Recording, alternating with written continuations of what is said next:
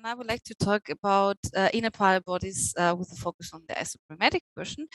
And I would like first just to recall about the Minkowski sum, which probably you all know. It's just the vectorial sum of subsets of Rn. So as you have in the picture here, you have a square and a triangle, and you have just the resulting Minkowski sum of the both of them. And the Minkowski difference, which is kind of the construction on which the inner parallel bodies are based on, is usually be seen as the counterpart of the Minkowski sum, and it is defined as follows. So for sets of R to the n, k and e, the Minkowski difference k minus e is the set of all points to which you can Minkowski add e and you still remain inside the body k. So here with this example, the triangle is k, e is this, let me say dotted square, and then the triangle which is in gray inside is the set of all points to which you can add the square e so that you remain inside the original body k. So just not to give the impression that the Minkowski difference leaves kind of the same shape. Here you have another example where E is the ball. And now the Minkowski difference of this foregone with the ball that you have there is this triangle here. And these are all the points to which you can add this ball.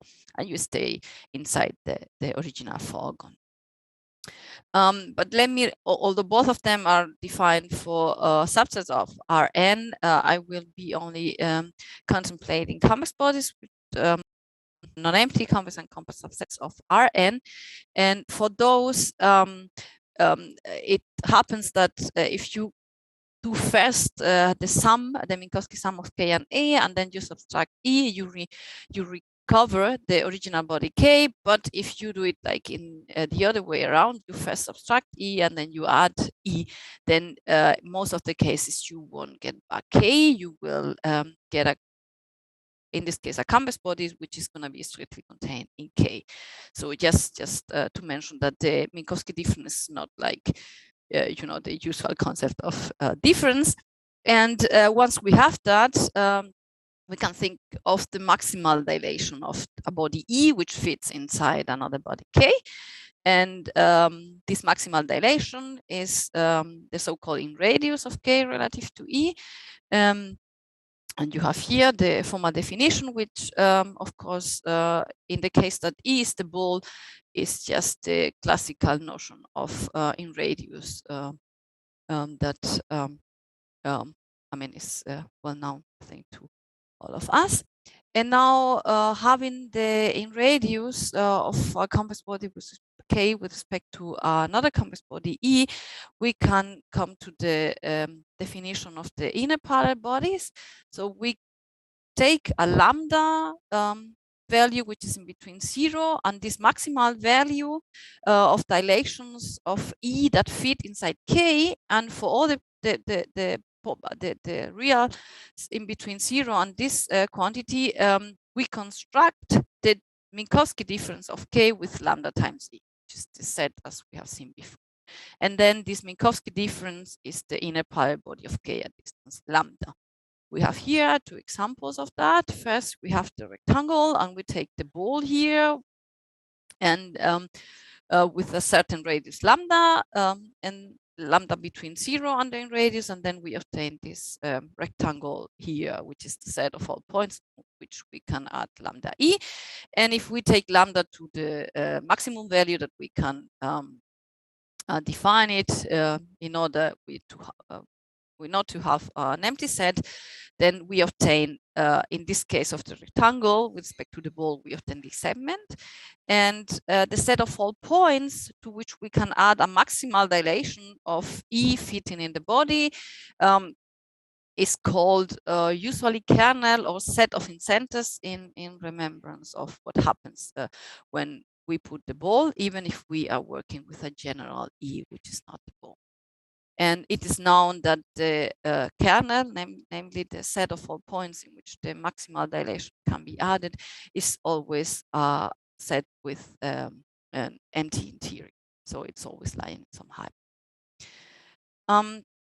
what we want to do now is to consider not only Minkowski differences of K with respect to a body E. E will be all the time kind of a relative body of a fixed body with respect to which we will be doing all the things.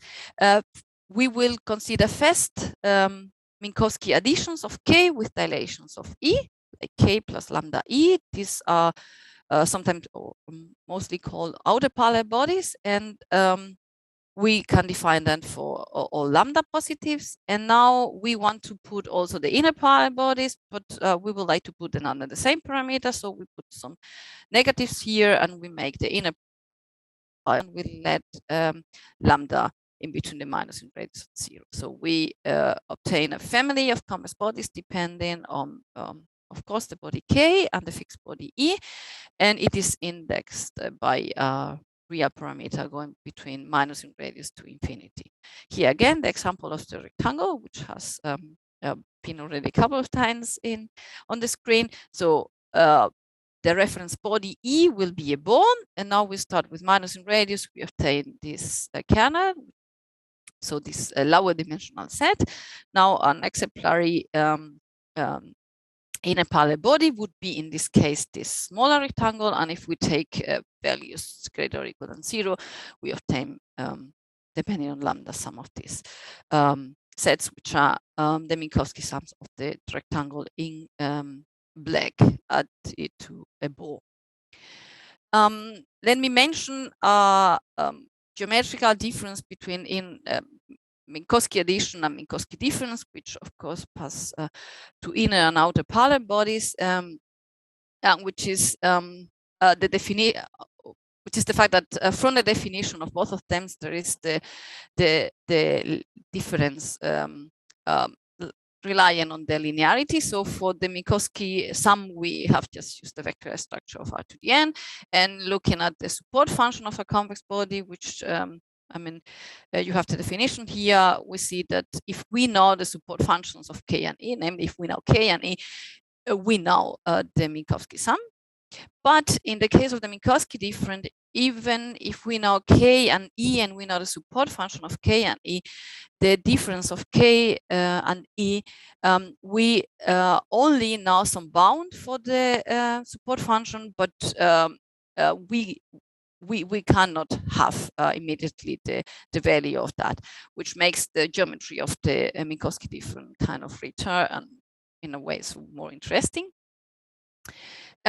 Let me show you two more examples of full system of parallel bodies with which I only want to kind of point out that the shape of the bodies can get really different from the original, and we will, or depending on the time, I will try to focus on that from of course, formal perspective later on. So let me start with case this set, which should be like in gray behind the one in dark blue, that is K. And if we make here, I have just put -1, like the distance -1 to the inner parallel body at distance -1. And if we consider E to be the unit ball in the plane, then this would be the inner parallel body, which in a way looks like having the same shape, but if you look at the boundary a little bit more precisely, you would see already that, I mean, although this looks like half a ball, it is here things are kind of different. And if you look at the outer parallel bodies here with the ball, of course you get more regularity here, but for the outer parallel body, the shape is more predictable. For the inner parallel bodies, as you may see in this second example, if E is the square, we obtain here already something which may be disturbing data when we try to do something with the boundary. I also would like to mention that even though it may look that this vertex here has something to do with the boundary structure of this S, it is not always the case. You can really change the boundary of the inner parallel I mean, the boundary of the inner parallel body may really change with respect to the boundary of the original body. And for that, it is enough for you to consider, for example, a cube, and you just cut the vertices, like you cut a very tiny piece next to the vertices. And when you do inner parallel bodies, for example, with respect to the ball, you will lose these facets that you have cut there. And now let me come to the isoperimetric quotient, which is actually the thing that I would like to consider with respect to inner parallel bodies. First of all, just the quotient itself is just the ratio which comes from the isoperimetric inequality, the classical one that we have here. I've just put a constant C. I think yesterday in the talk of Barbara Brandolini, we already saw the constant explicit. It depends only on the dimension, or on the ball in this case, if you want.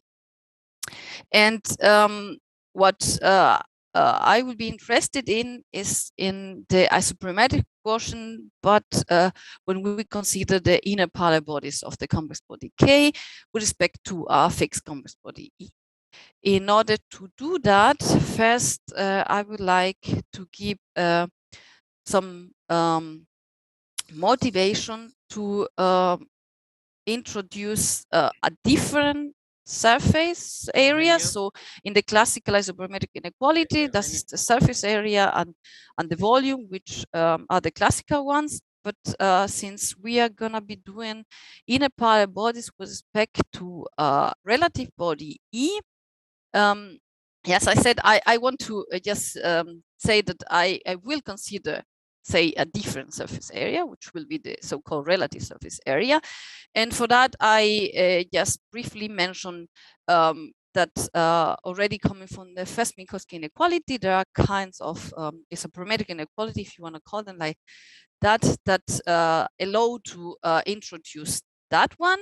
But I would like to introduce that in a way that I consider like very classical, which is the relative Steiner formula. So less or equal than n. The volume of this outer parallel body of this sum is known to be a polynomial, and the coefficients are now magnitudes associated to K and in this case to E. There are particular cases of the so-called mixed volumes, and if you put the ball, then you also get some very classical magnitudes. But in general, the zero mass integral here is the volume of the body K, and the nth mass integral is the volume of E. And in the case of the ball, the first mass integral multiplied by the binomial number, so by n, here is the surface area of the body K. So by analogy, even though there are further motivations, I will call relative surface area of K with respect to E to the first mass integral here multiplied by the binomial coefficient. But I mean, as I've mentioned there, you can see it from like this inequality, which is nothing else as the first Minkowski inequality, if you want, or even the Minkowski content if you calculate it relative to the body E. So now what I want to consider is this isoperimetric quotient, but for the family of parallel bodies. And for that, let me consider then this function I of lambda. So this is the isoperimetric quotient, in which now I put here K lambda. And whenever I put here E, the inner parallel body or outer parallel body of K is considered or is made also with respect to this E. And I think it's natural to consider this surface area instead of the classical one, which in a sense is inherently calculated with respect to the ball.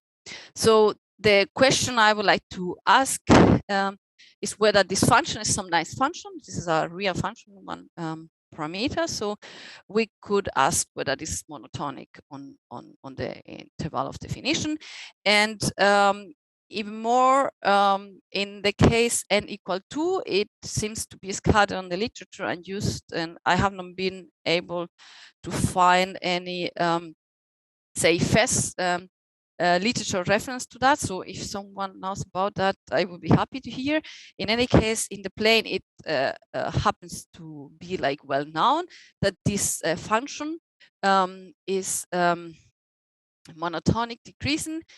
And well, what I would like to deal with the next is with the following result that we got together with Christian Richter from the University of Vienna, and in which we can prove that in general, so if you have both convex bodies K and E with non-empty interior, this function here is monotonically decreasing on the whole interval definition. The proof of that is actually essentially a consequence of a couple of concavity issues of the involved things. And we could also kind of geometrically understand what happens when we have some like so interval where the function is constant. And with respect to that, what we can prove is that if we have two values here for which the function is constant, then you get the function constant all to the in radius, and geometrically that is telling us that we can say a lot about the body K with respect to E.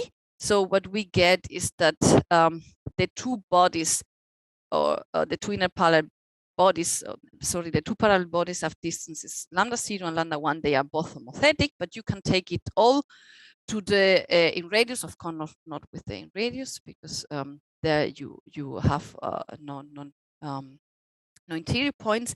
But then you can say more, and depending on the time, I may say a word about that later. You can prove that the bodies from open minus in radius to lambda 1, they are tangential bodies of E. So you can really kind of control the shape of these parallel bodies with respect to the body E. Indeed, if this lambda 1, where you have two values equal, would be positive, then you see directly that this quotient would be constant all over, because you would be really dealing with an homothetic copy of E. So let me also mention that this result was also some months after we made ours available online, was also proved from Graziano Crasta, who was unaware of ours and used exactly for the decreasing property of the function the same proof. And well, as I've mentioned before, the idea of the proof is the use of say several concavity issues of the ingredients of the result. So first, the full system of parallel bodies is a concave family. So if we consider K and E with non-empty interior, and we consider any parallel bodies in the interval here we can include the in radius, and we consider as 0, 1, then we have this inclusion here. So the convex combination of the parallel bodies is contained in the parallel body at distance, the convex combination of the two parameters here. If we combine that with the Brunn-Minkowski inequality, we also saw it yesterday in the talk of Emanuel Milman, and we even saw the equality cases, but we don't need them. Combining this concavity property with the concavity of the full system of parallel bodies, it is you can get to prove that if you consider this function here, the volume defined as consider as a function of the parameter lambda of the oh sorry, this should be an infinity here, so you can consider the whole family. The volume as a function of the parameter lambda defining the full system of parallel bodies is a function which is differentiable in the whole range, and you can explicitly calculate the derivative of it. This result can be followed from different results in the literature. So it is a particular case of some results concerning Wool shapes of Alexandrov. It was also proved with different ideas by Discan, later by Ball, directly using parallel bodies. Hadwiger did also prove that. There is a geometrical proof by Matheron, and essentially it is also contained in some results that Langwin-Jaeger, for example, made in her PhD. So if we have this here, and you look at the formula that you get when you derivate, then it should be clear that the isoperimetric quotient is essentially that what you have here, and because of the concavity, you obtain that you have a monotonic function. In order to deal with the properties, geometrical properties of the intervals where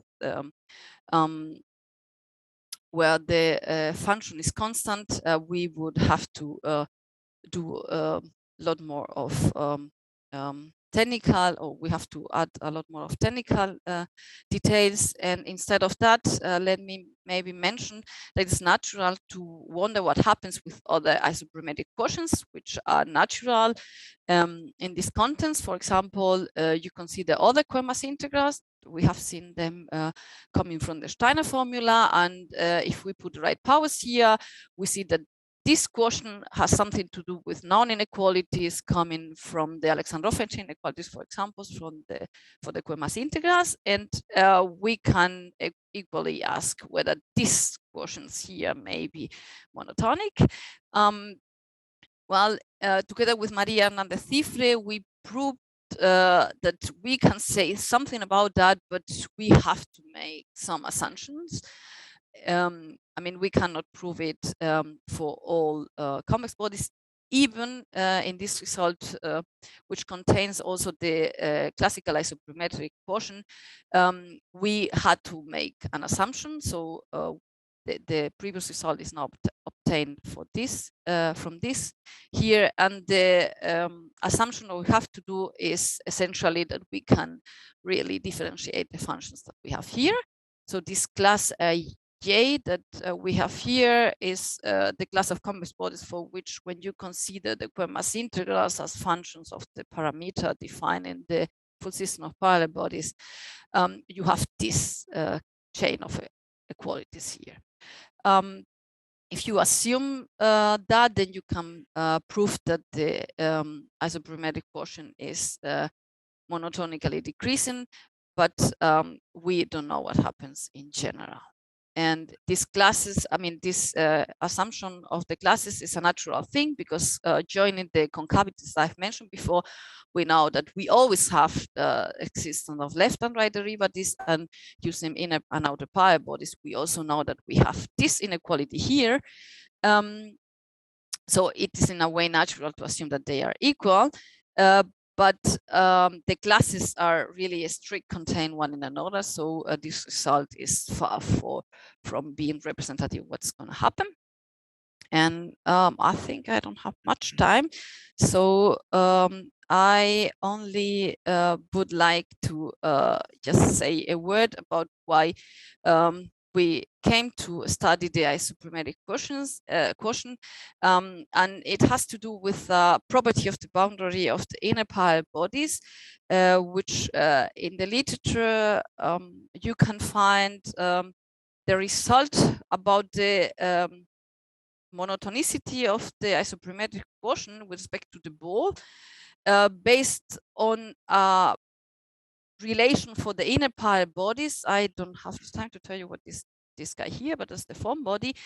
But the use of this is actually not, I mean, you cannot have this inequality for convex bodies. And actually, in order to use the ideas of the inner parallel bodies contained in the proof was given for the classical isoperimetric quotient, you need to make this extra assumption that the boundaries of the bodies have some special properties. And I think I'm out of time. I'm not sure. Yes. I mean, okay, so just minutes, let me maybe show. Oh, sorry, I don't know, but I can just go to the. Let me just show that if you consider this body, for example, explicitly, you obtain that the relation that I've shown you before is does not hold. So you need to really care a lot about the boundary of the parallel bodies when dealing with this with the isoperimetric quotient. And well, thank you very much for your attention. Let's thank our speaker.